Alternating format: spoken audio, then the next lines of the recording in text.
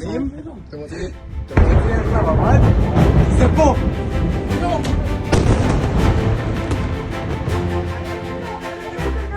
Dua malam terakhir menjadi mimpi buruk bagi Israel. Suara sirine tak henti meraung, dan langit yang biasanya tenang berubah menjadi medan perang penuh kilatan cahaya dan dentuman ledakan. Rudal-rudal balistik termasuk jenis hipersonik terbaru milik Iran telah menghantam jantung pertahanan Israel, mulai dari Tel Aviv hingga Haifa. Serangan ini bukan sekedar balasan, tapi sebuah pesan, Iran tidak akan diam jika diserang. Dan mereka punya kekuatan yang selama ini tersembunyi. Fatah, rudal hipersonik kebanggaan Iran, akhirnya digunakan dalam kondisi nyata. Kecepatannya yang ekstrim dan kemampuannya menembus sistem pertahanan tercanggih membuat dunia terkejut. Israel yang selama ini mengandalkan Iron Dome sebagai tameng dari ancaman luar, tampaknya benar-benar kewalahan. Dan dalam hitungan jam, situasi berubah drastis. Dari serangan terbatas menjadi potensi eskalasi berskala global. Apa sebenarnya yang terjadi? Bagaimana Iran bisa melancarkan serangan seakurat dan sebesar ini? Dan kenapa banyak negara mulai bersiaga? Berikut rangkuman selengkapnya.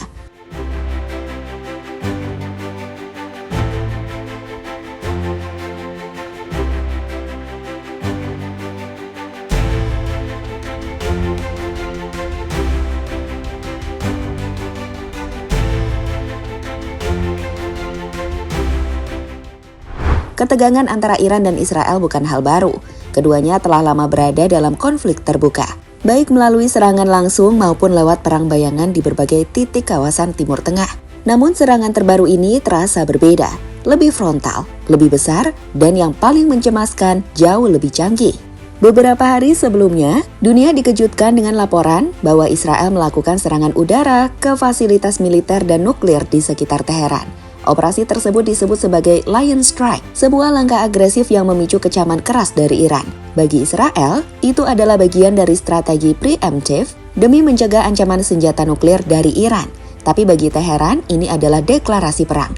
Yang tak diduga oleh banyak analis barat adalah skala dan kecepatan respon Iran.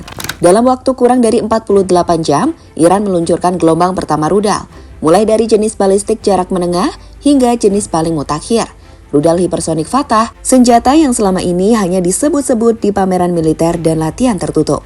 Beberapa laporan dari media Israel menyebutkan bahwa lebih dari 60% rudal berhasil melewati pertahanan udara dan menghantam target vital. Sebuah statistik yang membuat banyak negara sekutu kini mulai mengevaluasi ulang postur pertahanan mereka terhadap senjata hipersonik.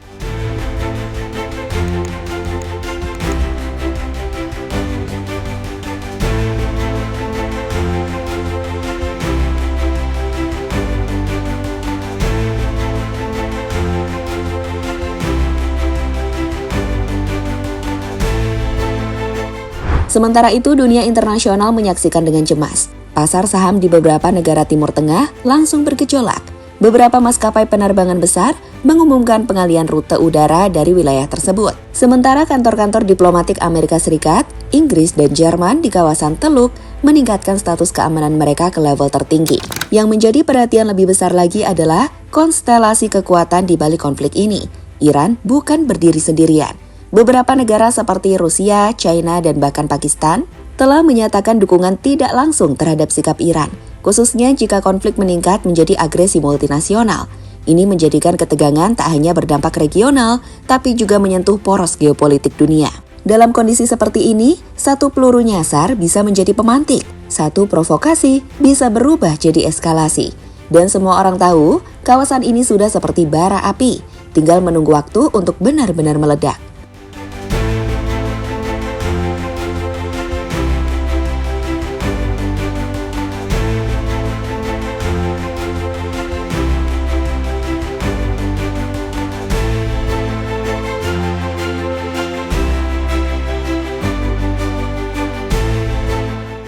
Iran menyerang balik, ratusan rudal diluncurkan. Serangan balasan Iran dimulai dengan peluncuran rudal balistik dari pangkalan militer tersembunyi di berbagai wilayah Iran. Dari bangkar-bangkar bawah tanah yang selama ini disiapkan justru untuk kondisi seperti ini. Iran melepaskan lebih dari 200 rudal termasuk tipe Shahab, Sejil, hingga rudal hipersonik Fatah.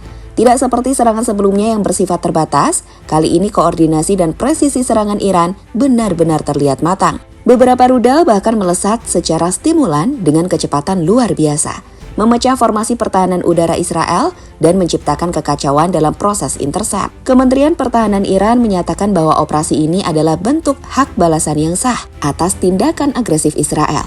Mereka juga mengklaim bahwa hanya sebagian kecil dari kekuatan rudal mereka yang digunakan, yang berarti mereka masih memiliki stok besar untuk serangan berikutnya.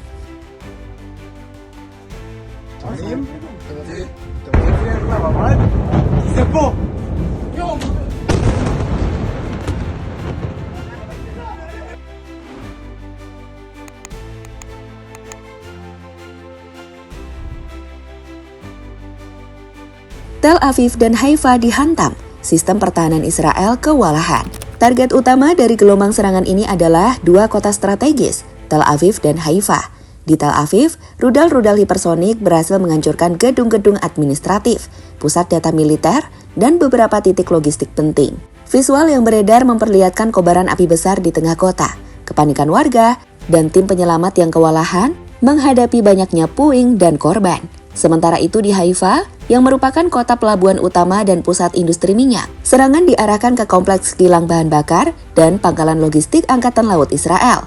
Ledakan besar tercatat mengguncang area pelabuhan dan menyebabkan kerusakan besar pada jalur distribusi energi Israel. Yang membuat situasi semakin rumit adalah ketidakmampuan Iron Dome menahan gelombang rudal hipersonik. Dengan kecepatan dan manuver yang tidak terduga, rudal-rudal seperti Fatah menembus pertahanan dan menghantam target secara langsung. Pemerintah Israel pun akhirnya mengakui bahwa sistem mereka tidak sepenuhnya siap menghadapi teknologi baru ini. Sebuah pernyataan yang memicu kekhawatiran lebih luas di antara negara-negara sekutu barat.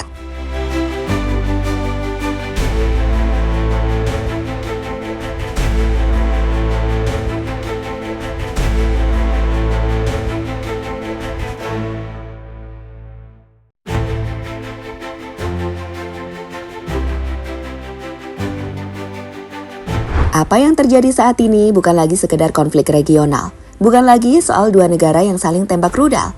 Ini adalah benturan antara dua poros kekuatan dunia. Poros barat yang dipimpin Amerika Serikat dan sekutunya, melawan poros timur yang mulai mengkristal lewat Iran, Rusia, China hingga Korea Utara dan Pakistan. Tel Aviv dan Haifa terbakar. Rudal hipersonik seperti Fatah berhasil membungkam kesombongan sistem pertahanan Israel.